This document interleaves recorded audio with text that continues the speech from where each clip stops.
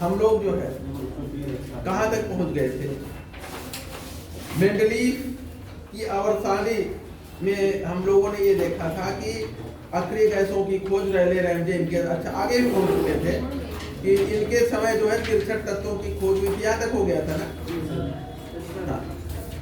देखा जाए मेंडलीव ने उस समय ज्ञात तत्वों को, सभी तत्वों को 10 क्षैतिज श्रेणियों में, जिसे पुनः 7 क्षैतिज श्रेणियों में विभाजित किया गया तथा 8 ऊर्ध्व कॉलम में, जिसे समूह कहा गया, में विभाजित किया। फिर से ध्यान दें, मेंडलीव के आवर्त सारणी में इस तरह से क्षैतिज श्रेणियां थी और ऊर्ध्व कॉलम थे। जो क्षैतिज श्रेणियां थी उसे पहले 10 बनाए गए थे, 10 को फिर 7 में समूहित किया गया। इसे श्रेणी सीरीज कहा गया और यही बाद में आवर्त हो गए। और जो ऊर्ध्वाधर थे इन्हें क्या कहा गया? वर्ग कहा गया। ठीक है, तो मेंडलीव ने उस समय ज्ञात तत्वों को 10 क्षैतिज श्रेणियों में विभाजित किया और 8 ऊर्ध्व कॉलम में 10 क्षैतिज श्रेणियों को फिर से 7 समूहों में विभाजित किया गया। ठीक है ना, पहला, दूसरा, तीसरा वही रहा, 3 वही रहे और बाकी चौथा, पांचवा, छठा में 2-2 मिला के 1 कर दिया गया, 7वां तो इनकम्प्लीट था। ठीक है, तो देखा जाए मेंडलीव ने उस समय ज्ञात सभी तत्वों को, मेंडलीव ने उस समय ज्ञात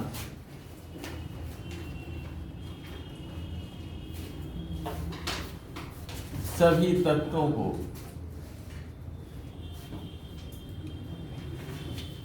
तत्वों को 10 क्षैतिज श्रेणियों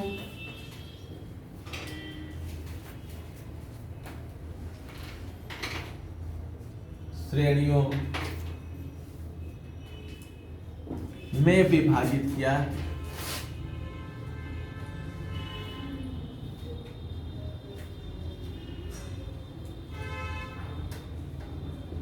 जिन्हें पुनः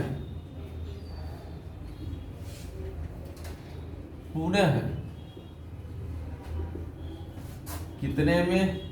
7 क्षैतिज श्रेणियों,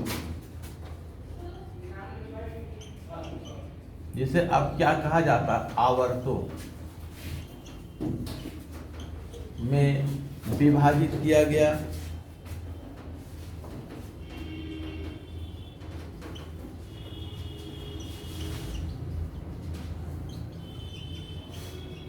तथा 8 ऊर्ध्व कॉलम, जिसे हम क्या कहते हैं? वर्ग, में विभाजित किया गया।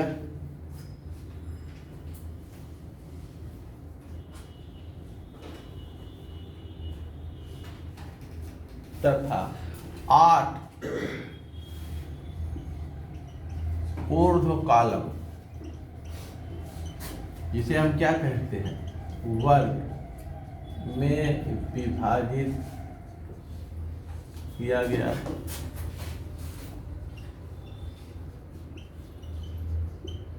जो अगला 9वां वर्ग है, जिसे शून्य वर्ग के नाम से जानते हैं, उसे बाद में जोड़ा गया। मेंडलीव की आवर्त सारणी में जो 9वां वर्ग था, जिसे हम शून्य वर्ग कहते हैं, वो बाद में अलग से जोड़ा गया है। ठीक है ना, मूल रूप से पहले इसमें 8 ही थे, 9वां बाद में जोड़ा गया है।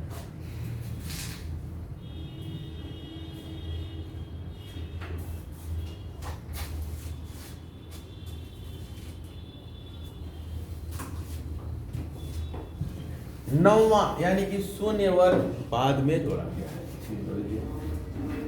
9वां शून्य वर्ग बाद में जोड़ा गया। 9वें वर्ग को बाद में जोड़ा गया है। ठीक ना। अब क्या हुआ?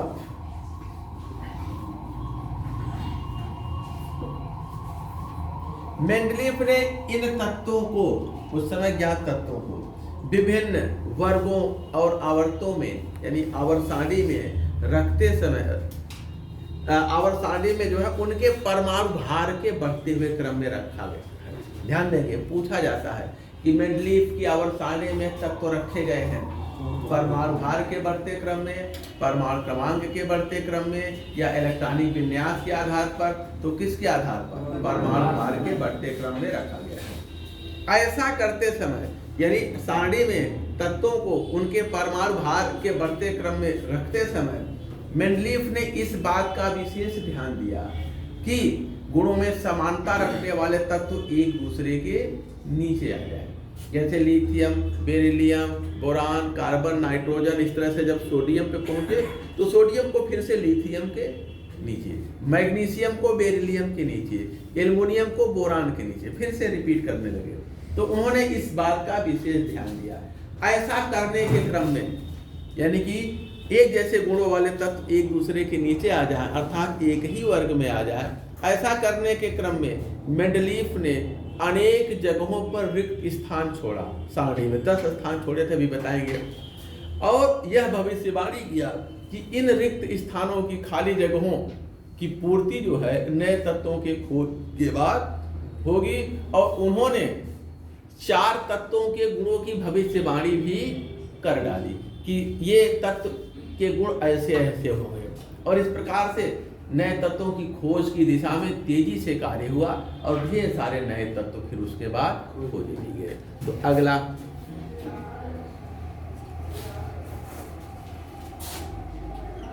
मेंडलीफ की सारणी में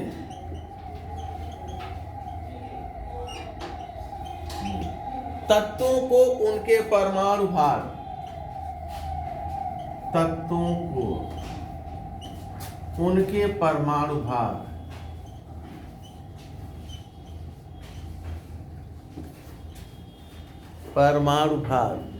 के बढ़ते क्रम में व्यवस्थित किया गया है।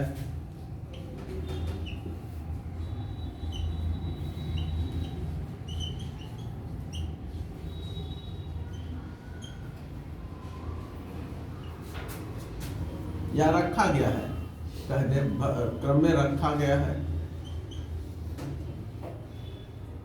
तथा रखते समय इस बात का विशेष ध्यान दिया गया है कि गुणों में समानता रखने वाले तत्व एक दूसरे के नीचे आ जाए। तथा ऐसा करते समय, यानी कि उनको रखते समय इस बात का विशेष ध्यान दिया गया है कि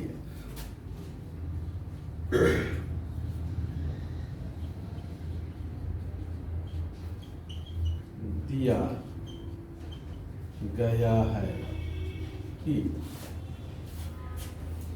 गुणों में समानता रखने वाले तत्व एक दूसरे के नीचे आ जाए। गुणों में समानता रखने वाले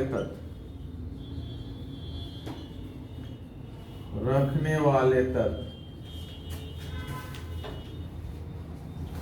एक दूसरे के नीचे आ जाए।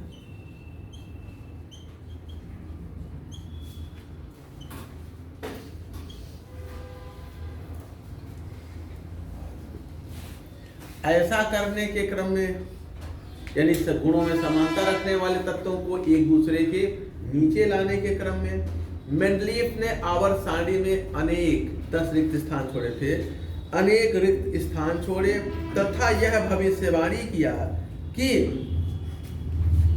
नए तत्वों की खोज के बाद, यह बताया कि नए तत्वों की खोज के बाद ये रिक्त स्थान भरे जाएंगे तथा 4 तत्वों के गुणों की भविष्यवाणी भी उन्होंने कर दिया।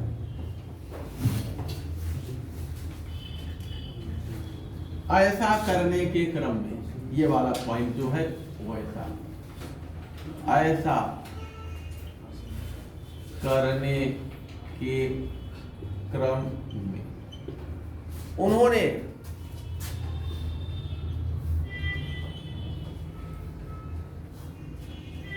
आवर्त सारणी में कितने 10 रिक्त स्थान छोड़े, 10 रिक्त स्थान छोड़े, यानी कि जान के यहां जगह है, बाकी अक्रिय ऐसे नहीं थी तो वो तो पता ही नहीं था उसका, उन्होंने कोई जगह नहीं छोड़ा, 10 रिक्त स्थान छोड़े तथा, और थे वो कौन से थे, उसमें कौन से तत्व खोजे गए, स्कैंडियम है, गैलियम है, जर्मेनियम है, टेल्यूरियम है, रेनियम है, पोलोनियम है, फ्रांसियम है, रेडियम है, एक्टिनम एंड प्रोटो एक्टिन, ये 10 स्थान छोड़े, हो गए 10 3 3 6 तथा यह बताया कि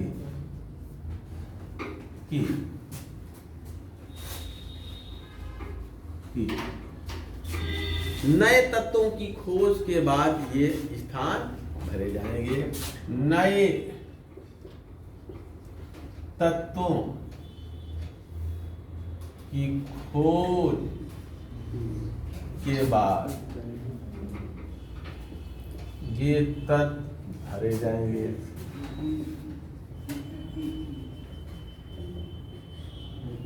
ठीक है ना। उन्होंने 4 तत्वों के गुणों की भविष्यवाणी भी कर दिया था कि ये तत्व ऐसे होंगे, जैसे हम आपके शरीर की लंबाई और आपकी दाढ़ी की लंबाई के बढ़ते हुए क्रम में आप लोगों को खड़ा करें तो सबसे पीछे जो खड़ा होगा उसकी दाढ़ी बड़ी बड़ी होगी और शरीर की लंबाई तगड़ी होगी, तो कौन हो सकता है? हम देखे नहीं इनको, लेकिन एक जगह बीच में खाली है तो हम बता दिए सबसे ज्यादा लंबे और सबसे तगड़ी दाढ़ी वाले होंगे, है कि नहीं? तो हमने अगर जो गुण जिन प्रॉपर्टीज का क्रमिक परिवर्तन देख रहे हैं उसके आधार पर पता लग जाएगा कि अगला कैसा होगा, है कि नहीं? उन्होंने 4 तत्वों के गुणों की भविष्यवाणी भी किया। उन्होंने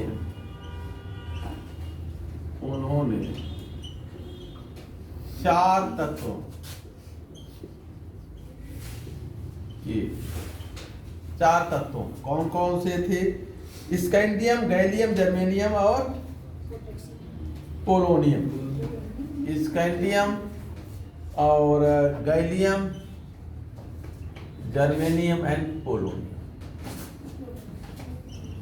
के गुणों की भविष्यवाणी भी किया। पोलोनियम है, प्रोटोएक्टिनियम, लेकिन पोलोनियम का, ठीक है ना, गुणों की भविष्यवाणी भी किया। पोलोनियम नहीं बेटा, पोटेशियम, ये पीओ पोलोनियम है और ये प्रोटोएक्टिनियम है। के कहा?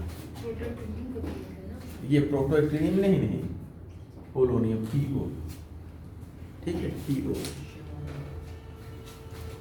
चले अब हम इनके परमाणु मॉडल की कमियां इनकी आवर्त सारणी की कमियां देखते हैं। ठीक है, क्या क्या कमियां रही?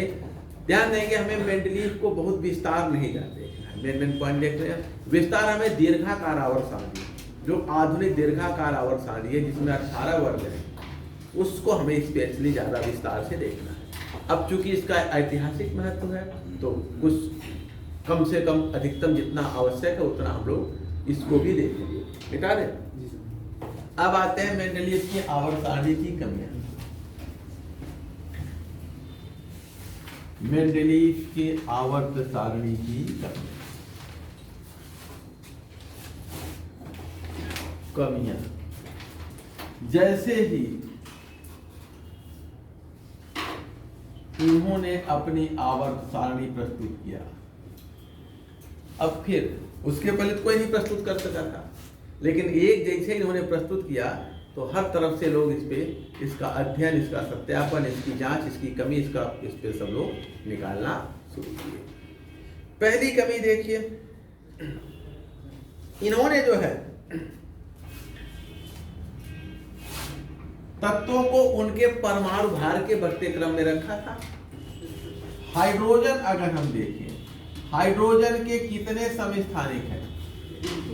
3, H1, H2 और H3। इनके हाइड्रोजन के 3 प्रकार के परमाणु पाए जाते हैं, प्रोटियम, ड्यूटेरियम, ट्राइटियम। इनके परमाणु भार अलग अलग है, लेकिन इन्होंने जो है तीनों को एक ही साथ रख दिया, तीनों को एक साथ रखा। अर्थात इसी तरह से अन्य जो, जैसे हम ऑक्सीजन के ले लें, ऑक्सीजन के 16, 17, 18, वैसे मुख्य रूप से 16 और 18 है। ऑक्सीजन 16 और ऑक्सीजन 18, ये 2 समस्थानिक है। इनको इन्होंने अलग अलग जगह नहीं दिया। तो समस्थानिकों को आवर्त सारणी में किसी तत्व के, अब आधार तो परमाणु भार है इनको रखने का, लेकिन परमाणु भार सबके अलग अलग हैं, सबको अलग अलग जगह ये नहीं दे सके। तो समस्थानिकों को ये आवर्त सारणी में जो है, जैसे हाइड्रोजन के 3 है तो किसी एक को जगह दिए, इसको बाकी को छोड़ दिए, इसके 2 है तो एक को जगह दिए, बाकी को छोड़ दिए। तो किसी तत्व के सभी समस्थानिकों को आवर्त सारणी में जगह नहीं दिया जा सका। और हाइड्रोजन की स्थिति तो आज भी विवादास्पद है, और इसलिए हम हाइड्रोजन को क्या कहते हैं? आवारा तत्व कहते हैं।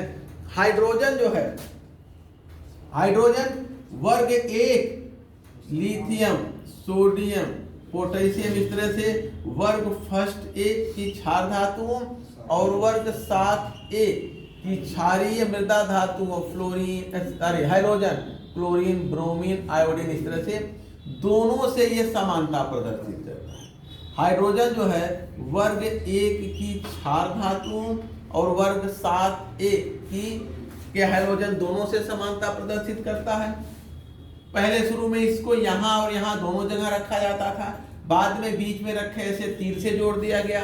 अब बाद में ये हुआ कि सबसे लास्ट में कि भाई ये सबसे छोटा तत्व है, 1 एटॉमिक नंबर है, तो यही रख दिया जाए, सबसे पहले इसको रख दिया जाए, इसके छोटे होने का लाभ इसको मिल गया, ठीक है ना। अन्यथा इसकी स्थिति आज भी निश्चित नहीं है, इसलिए हम इसको आवारा तत्व कहते हैं। एक प्रश्न सामान्य ज्ञान के उसमें पूछा गया, अभी जैसे टेट वेट वाली परीक्षा नहीं होती उस तरह से, तो निम्न में से किसको आवारा तत्व कहते हैं? तो किसको कहते हैं? हाइड्रोजन को। हाइड्रोजन आवारा तत्व है, इसकी स्थिति निर्धारित नहीं है। जैसे आज अभी आप घर पे हैं, तो चौराहे पे चले गए, तो वहां चले गए घूमने, तो चले गए लखनऊ चले गए, शाम को पता चला तो आप पिताजी फोन किए तो लखनऊ है, वहां क्या करने गए, ऐसे चले गए। यदि कोई मतलब नहीं, जब मर्जी जहां वहां मर्जी जाइए, आप किसी के नियंत्रण नहीं है तो आप क्या है? आवारा। आप किसी के नियंत्रण में नहीं है तो आप आवारा है। कुछ बच्चे जब मर्जी तब क्लास में आते हैं, जब मर्जी तब क्लास से चले जाते हैं, तो वो आवारा है। आप इधर पढ़ाते रहिए, पीछे निकल के भाग जाते हैं। आप पढ़ाते रहिए, जैसे अटेंडेंस तो दे रही है पहली क्लास में, और फिर आप इधर पढ़ा रहे हैं, तो आप इधर मुंह करके लिख रहे हैं, उनको पढ़ना है नहीं, पीछे बैठे हैं, हाजिरी लगी गई है, तो निकल के भाग जाते हैं। फिर बाद में लड़के, सर एक निकल के यहाँ वो बैठा था, भाग गया, कौन था? तब तक बताया सर ये नाम था, क्या रोल नंबर है? सर पता नहीं, नाम ये है। अच्छा, उसका फिर रजिस्टर में देख के उसको एब्सेंट कर दो ना, या उसका नाम काट दो, क्लास से भाग गया था अनुशासनहीनता में, तो भाग जाते हैं बच्चे, वो आवारा होते हैं। तो पहली कमी देखा जाए, पहली आवारा वाला ये आवर्त सारणी। एक हाइड्रोजन जो है, मिटा देना, समझ गए ना, हाइड्रोजन जो है वर्ग 1 की क्षार धातुओं तथा वर्ग 7A के हाइड्रोजन दोनों से समानता प्रदर्शित करता है, ठीक है ना। दोनों से गुणों में समानता प्रदर्शित करता है। समानता क्या है? उसका आयोनाइजेशन पोटेंशियल इनकी जैसा हाई है, ठीक है ना, और इनके जैसा लो नहीं है। इनका आयोनाइजेशन पोटेंशियल लो है, उसका हाई है, लेकिन उसके बाह्य कोश में इनकी जैसा 1 इलेक्ट्रॉन है, इनके जैसा 7 इलेक्ट्रॉन नहीं है ना। तो कुछ इससे मेल खाता है, कुछ उससे। तो हम कहें हाइड्रोजन परमाणु, पहली केमी परमाणु वर्ग 1 की क्षार धातुओं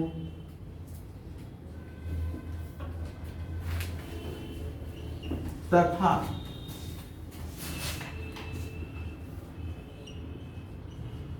वर्ग 7a की के हाइड्रोजन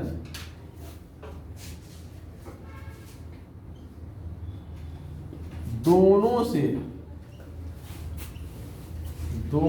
से समानता प्रदर्शित करता है।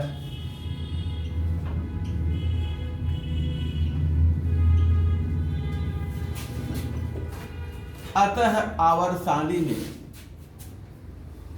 इसे निश्चित स्थान नहीं दिया जा सका। आवर्त सारणी में इसे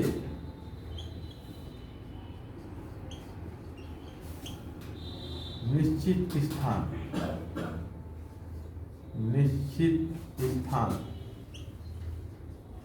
नहीं दिया जा सका।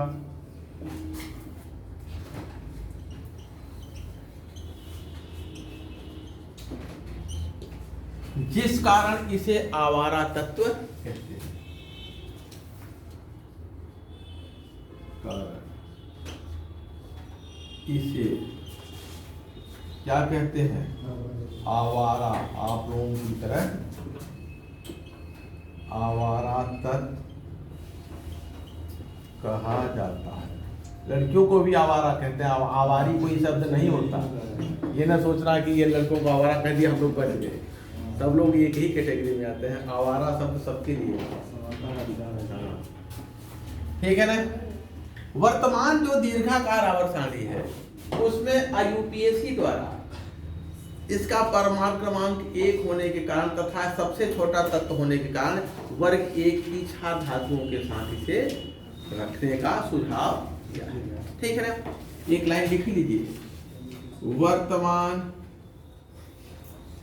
IUPAC के सुझाव के अनुसार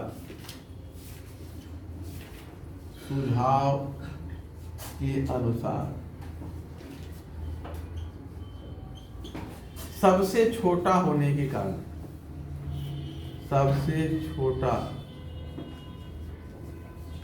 तत्व होने के कारण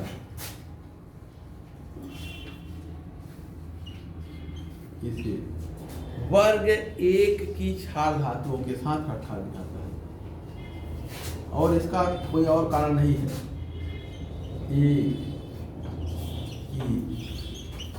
क्षार धातुओं के साथ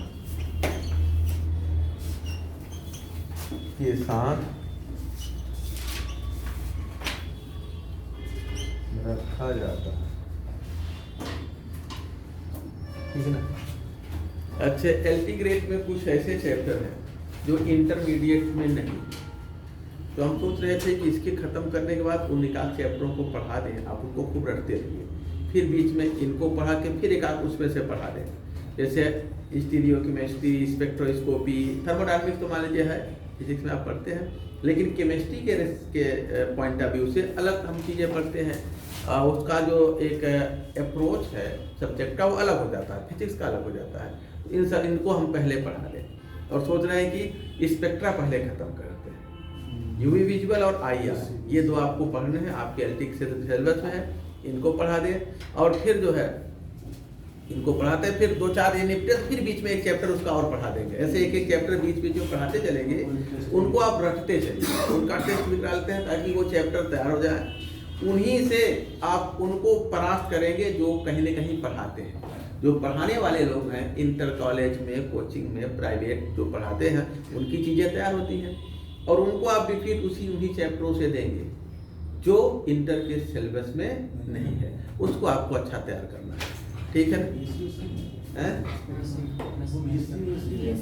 हाँ, BSc में है, BSc की चीज़ें हैं, उनको पढ़ा दें ताकि जो है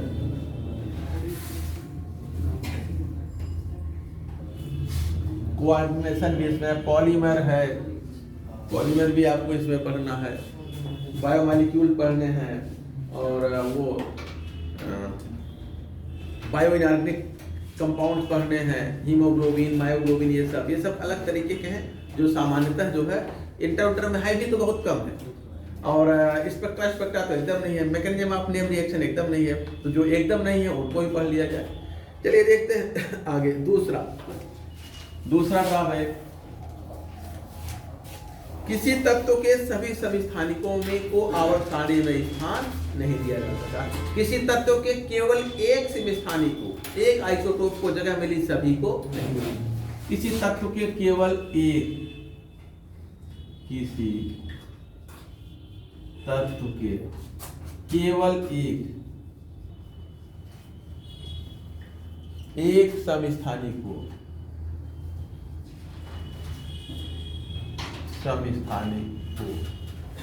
आवर्त सारणी में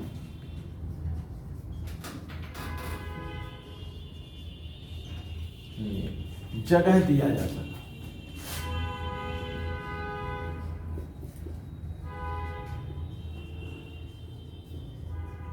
सभी को जगह देना संभव नहीं हो पाया था। अगला देखा जाए,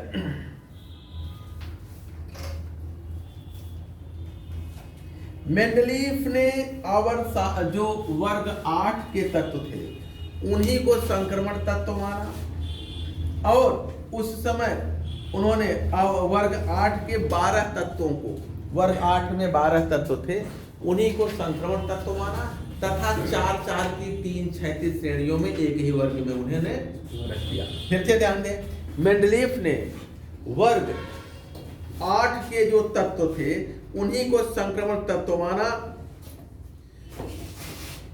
जबकि वर्तमान में कितने संक्रमण तत्व हैं? 40, और उन्हें 10 की 4 क्षैतिज श्रेणियों में रखा जाता है। तो अगला,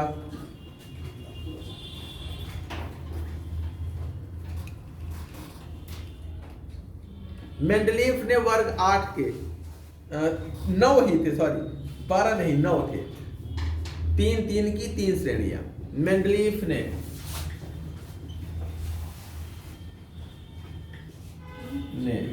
वर्ग 8 के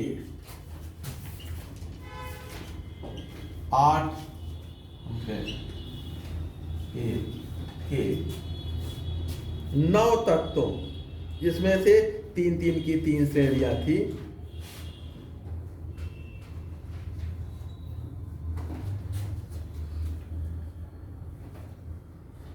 तीन ट्राइएड, ट्राइएड का मतलब 3 की 3 श्रेणियां,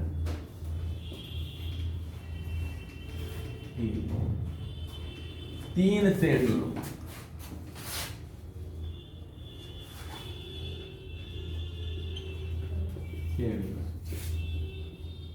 को संक्रमण तत्व माना,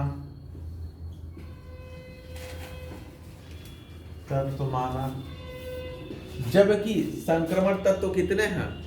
40 हैं, जिन्हें 10 की 4 क्षैतिज श्रेणियों में रखा गया है। जबकि कुल संक्रमण तत्व 40 हैं,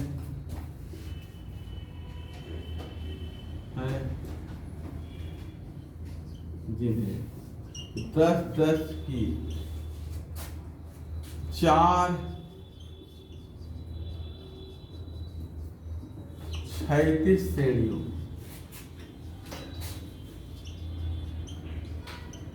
में रखा गया।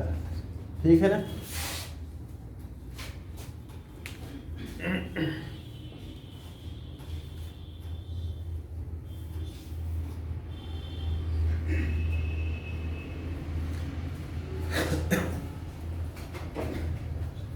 अब देखिए, मेंडलीफ एक तो तत्वों को परमाणु भार के बढ़ते क्रम में रख रहे थे, उसी के साथ साथ गुणों की क्रमिकता भी देख रहे थे, और इनके तत्वों को रखने का आधार परमाणु भार था। हल्के तत्व पहले, भारी तत्व बाद में। लेकिन अनेक जगहों पर इन्होंने भारी तत्वों को पहले और हल्के तत्वों को बाद में रख दिया। क्यों? क्योंकि गुणों की क्रमिकता डिस्टर्ब हो रही थी, प्रॉपर्टी का क्रम बिगड़ रहा था, इसलिए। तो अनेक जगहों पर इन्होंने भारी तत्व को पहले तथा हल्के तत्व को बाद में रखा। इनका आधार क्या था? परमाणु भार के बढ़ते क्रम, लेकिन कई जगह क्रम को उल्टा करना पड़ा। अगला, अनेक जगहों पर भारी तत्वों को पहले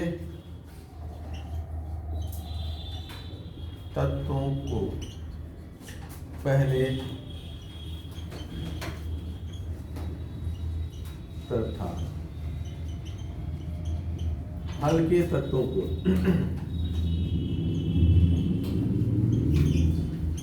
बाद में रखा गया।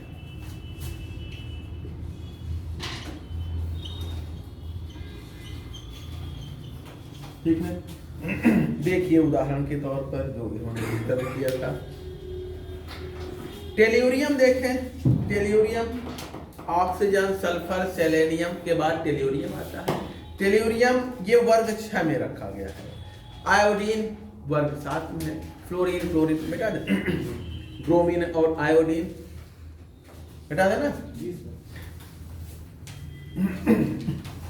वर्ग 6 के तत्वों को देखें, ऑक्सीजन, सल्फर, सेलेनियम, टेल्यूरियम और पोलोनियम। वर्ग 6 ग्रुप 6 और वर्ग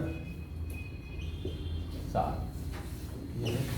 इसमें जो है ऑक्सीजन है, सल्फर है, सेलेनियम है, टेल्यूरियम और फिर पोलोनियम। टेल्यूरियम का आप जो है परमाणु भार देखेंगे तो 127.61 है। इसका कितना है? 127.61 और ये वर्ग 6 में है। इधर फ्लोरीन, क्लोरीन, ब्रोमीन, आयोडीन और एस्टाटीन। आयोडीन का देखेंगे परमाणु भार तो 126.91 है। 126.91। अब कौन भारी है? टेल्यूरियम 127.6 और आयोडीन 126 है ना। तो आयोडीन को पहले होना चाहिए था और टेल्यूरियम को बाद में, लेकिन ये बाद में, ये पहले। ये भारी तत्व है, इसको बाद में होना चाहिए था। और ये क्या है? हल्का, इसको पहले होना चाहिए था, लेकिन यहाँ पर गड़बड़ हो गया। ठीक है ना, इन्होंने उल्टा रख दिया। इसी प्रकार से उस समय यद्यपि आर्गन यानी जो अक्रिय गैसें हैं उनकी खोज नहीं हुई थी, लेकिन कुछ ही दिन बाद 10-5 साल बीतते बीतते अक्रिय गैसों की खोज हो गई, लगभग 9-10 साल बाद। तो देखा गया कि वहां फिर एक गड़बड़ी मिली, उनमें भी भारी पहले हल्का भार। अगर हम वर्ग 1 और 0 को देखें,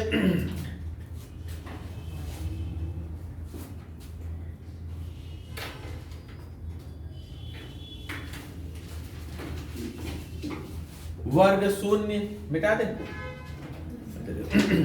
वर्ग 0 में अक्रिय गैसें आती है और वर्ग 1 में क्षार धातु आती है। जरा इनके भार को देखा जाए। वर्ग 1 और वर्ग 0, वर्ग 0 है ये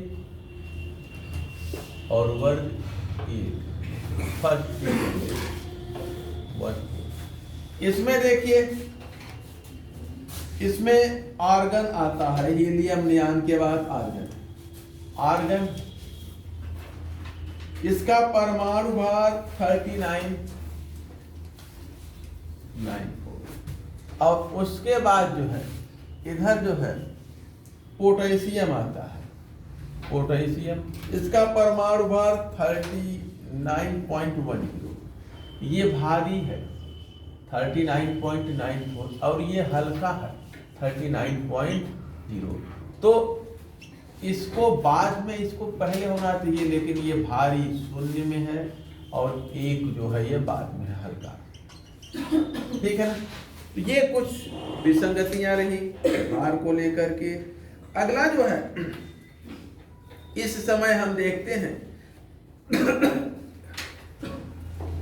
कि आवर्त सारणी में सबसे पहले धातुएं हैं, इधर सबसे दाहिनी तरफ अधातुएं हैं और बीच में उपधातु आते हैं जो धातु अधातु को अलग करते हैं।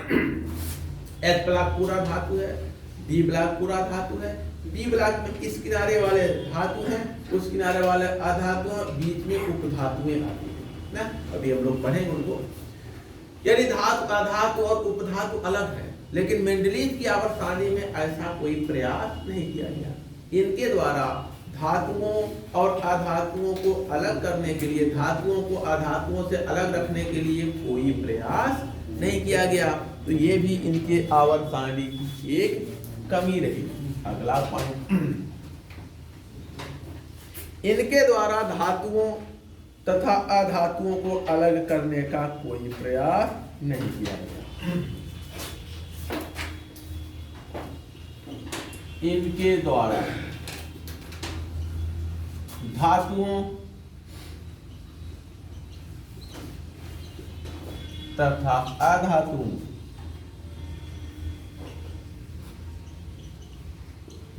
धातुओं को अलग करने का कोई प्रयास नहीं किया गया।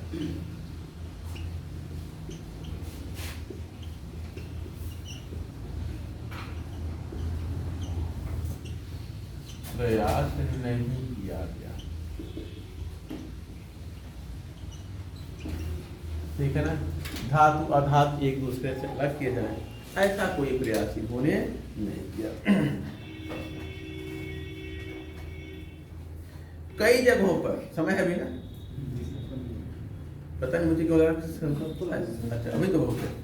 कई जगहों पर गुणों में असमानता रखने वाले, असमान गुणों वाले तत्वों को एक साथ और समानता रखने वाले गुणों में समानता रखने वाले तत्वों को अलग अलग रख दिया गया।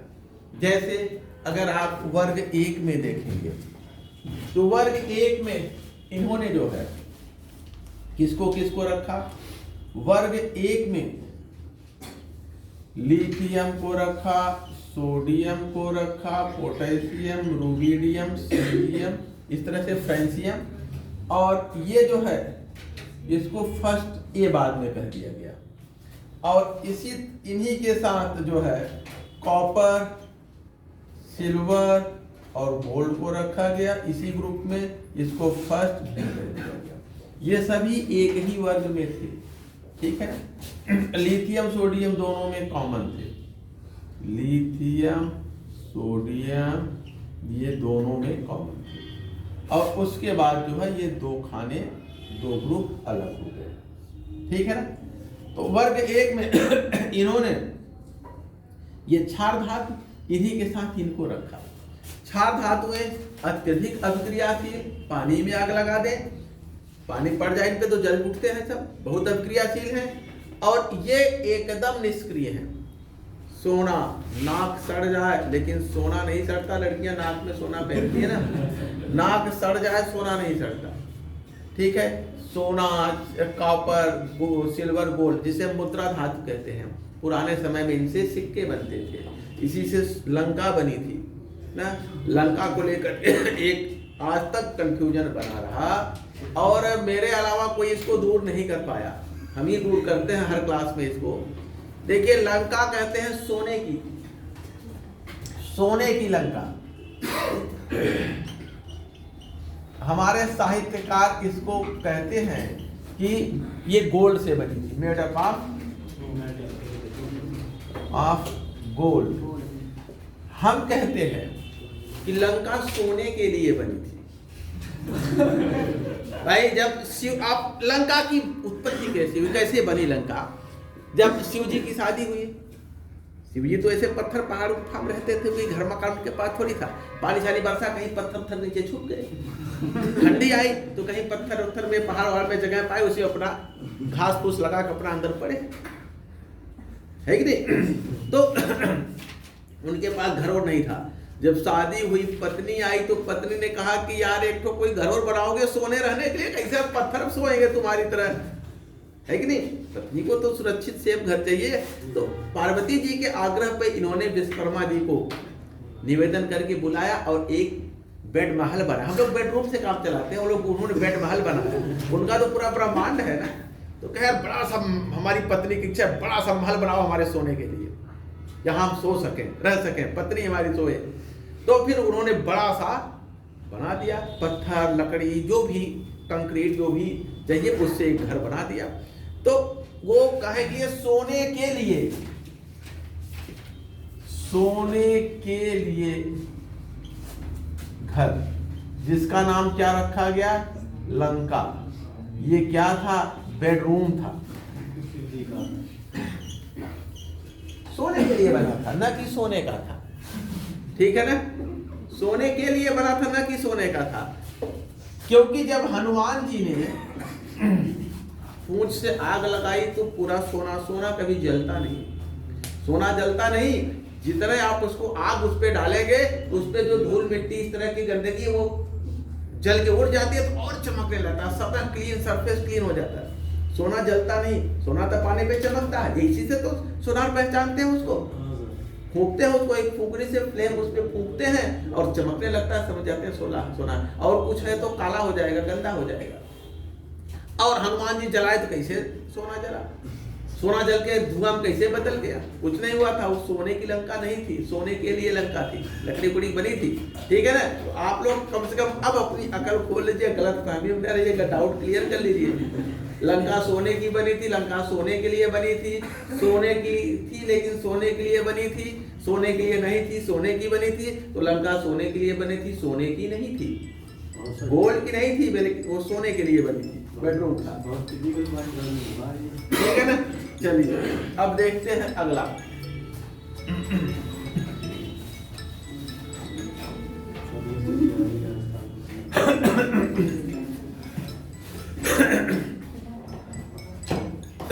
तो नेक्स्ट देखते हैं, हमने देखा कि एल्कली मेटल्स को मुद्रा धातुओं के साथ रखा गया, दोनों के गुण अलग अलग और एक वर्ग में रखा गया।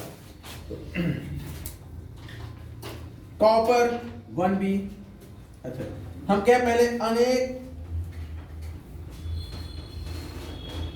वर्ग एक ए में क्षार धातुओं के साथ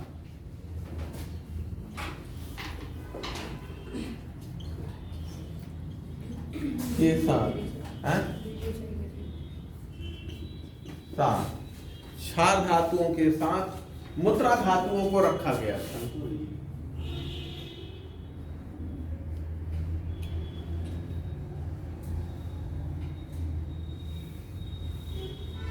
क्षार धातुओं के साथ मुद्रा धातुओं को रखा गया था। साथ मुद्रा धातुओं को, मुद्रा धातु, मुद्रा धातु समझते हैं ना, कॉपर, सिल्वर, गोल्ड रखा गया। जबकि दोनों के गुणों में असमानता,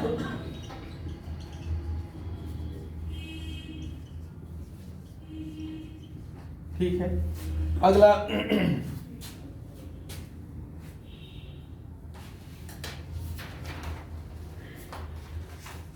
इस तरह से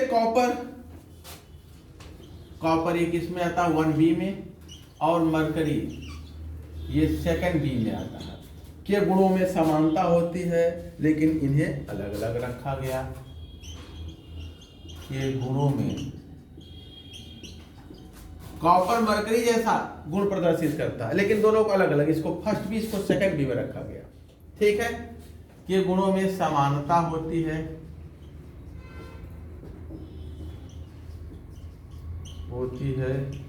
किंतु इन्हें अलग वर्ग में रखा गया।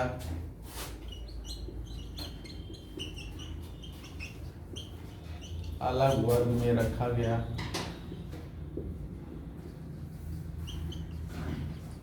तो गुणों में समानता रखने वाले को एक साथ, असमानता रखने वाले को एक साथ, यानी इनको जो है ये एक तरह से कहा जाए कि टेबल की कमियां। ठीक है, एक जैसे लोगों को अलग कर दिया, अलग अलग जैसे लोगों को एक साथ कर दिया गया।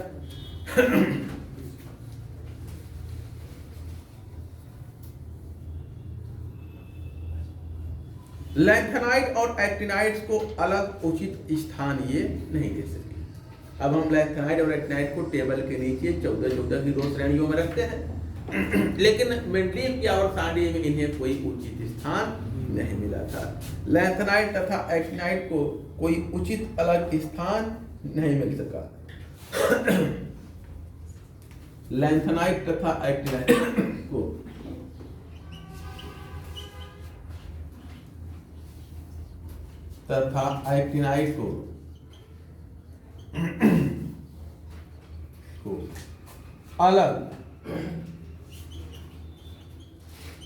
अलग उचित स्थान नहीं मिल सका।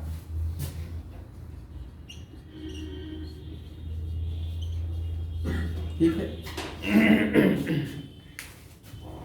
अगला, इन्होंने ये तो बताया कि तत्वों को उनके परमाणु भार के बढ़ते क्रम में व्यवस्थित किया जाए तो उनके गुणों में आवर्तिता होती है। एक अंतराल के बाद समान गुणों वाले तत्वों की पुनरावृत्ति होती है, लेकिन गुणों की आवर्तिता का कारण क्या है इसको मेंडलीव नहीं बता सके।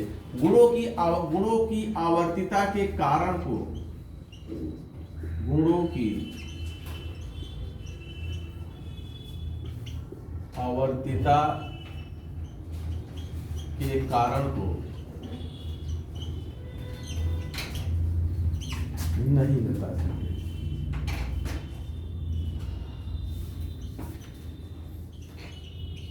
गुणों की आवर्तिता का कारण क्या है इसकी व्याख्या मेंडलीव के पास नहीं थे। और इसी के साथ हम लोग मेंडलीव को समाप्त करते हैं। अब देखते हैं आधुनिक आवर्त नियम। आधुनिक आवर्त नियम पर आते हैं और इसी के साथ क्या हुआ, कुछ नहीं हुआ सर। आधुनिक आवर्त नियम और इसी के साथ परमाणु क्रमांक की खोज देखेंगे। उसके बाद आधुनिक आवर्त नियम देखेंगे।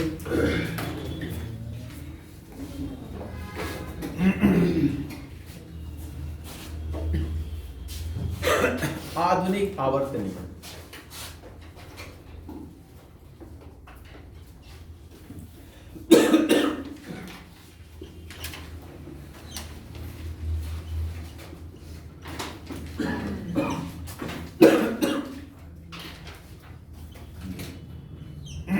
देखा जाए, मेंडलीव के शिष्य थे मोजले। ठीक है, उनकी रिसर्च में, उनकी लैब में ये रिसर्च करते थे, उनकी प्रयोगशाला में, उनकी देखरेख में, उनके गाइडेंस में। और जब मेंडलीव की आवर्त सारणी प्रस्तुत हुई तो बड़ा क्रांतिकारी कार्य था, तो ढेर सारी कमियां उनकी लोग निकालने लगे। फिर उनके जो साथ के लोग थे, उनके शिष्य थे या साथी थे, वो लोग या स्वयं मेंडलीव इन चीजों को, कमियों को एक एक करके सॉर्ट आउट करने का, दूर करने का प्रयास शुरू कर दिए। और इसी क्रम में मोजले एक्सपेरिमेंट कर रहे थे। मोजले जो है विभिन्न तत्वों के एक्सरे स्पेक्ट्रम की स्टडी किया, एक्सरे स्पेक्ट्रम लिया। जब किसी धातु पर हम कैथोड किरणें गिराते हैं तो एक्स किरणें उत्पन्न होती हैं। विभिन्न धातुओं पर, विभिन्न तत्वों पर कैथोड किरणों को गिराया और उनसे उत्पन्न होने वाले एक्स किरणों की आवृत्ति और का अध्ययन किया। तो ये देखा कि यदि जो है विभिन्न तत्वों से प्राप्त एक्स किरणों, उन्होंने ग्राफ एक बनाया, विभिन्न तत्वों से प्राप्त एक्स किरणों की आवृत्ति, न्यू क्या ही आवृत्ति है, आवृत्ति और उनके परमाणु भार, ए का मतलब द्रव्यमान संख्या, परमाणु भार। और दूसरा जो है उन्होंने प्राप्त एक्स किरणों की आवृत्ति और उनके परमाणु क्रमांक, यानी नाभिक पे जो आवेश था, प्रोटॉन थे, उनकी संख्या के बीच ग्राफ खींचा।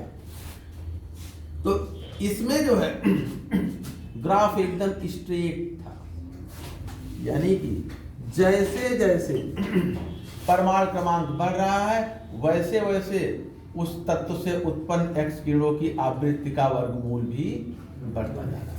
लेकिन इसमें ऐसा नहीं पाया गया। जब परमाणु भार के साथ ग्राफ खींचा गया तो कहीं बढ़ रहा है, फिर कहीं घट रहा है, कहीं बढ़ रहा है, कहीं उतना है, कहीं तेजी से बढ़ा, कहीं इस तरह से, यानी कि इरेगुलर पाया गया, इधर उधर इरेगुलर पाया गया, इस तरह का नहीं है।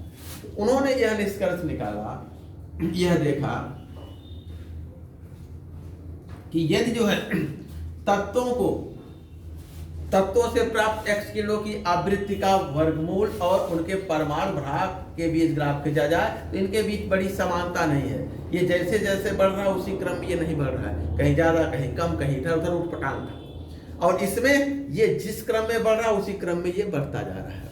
तो इस आधार पर उन्होंने यह निष्कर्ष निकाला कि परमाणु भार तत्वों का मूलभूत गुण नहीं है, बल्कि कौन सा है, परमाणु क्रमांक है। और तत्वों के भौतिक तथा रासायनिक गुण परमाणु भार की जगह परमाणु क्रमांक के साथ अधिक क्लोजली, ज्यादा नजदीकी से संबंध रखते हैं और इनके बढ़ने के साथ ही ये बढ़ते हैं। और फिर इस प्रकार से एक तो परमाणु क्रमांक की खोज की मोजले ने, ये भी पूछा जाता है। उसके बाद इन्होंने आधुनिक आवर्त नियम दिया। इन्होंने कहा कि तत्वों के भौतिक तथा रासायनिक गुण उनके परमाणु भार नहीं बल्कि किसके, परमाणु क्रमांक के आवर्ती फलन होते हैं। और फिर तत्वों को उनके परमाणु क्रमांक के बढ़ते क्रम में रखते हुए आवर्त सारणी बनाई तो ढेर सारी कमियां दूर हो गई। जैसे आइसोटोप सारे समस्थानिकों का एक एटॉमिक नंबर होता है, परमाणु भार कम ज्यादा, एक जैसे अलग, अलग जैसे एक जगह, ये सारी कमियां लगभग समाप्त हो गई। कुछ फिर भी बनी रही और जिनको बाद में निकाला गया, कुछ तो आज तक बनी है। ठीक है ना? तो एक एक पॉइंट करके इनको दिखा देते हैं। समय अगर समाप्त है तो इसको कल से दिखाते हैं। ठीक है ना? समय हो गया, अब इस पे इसको समझा दीजिए, कल इसको दिखाते हैं।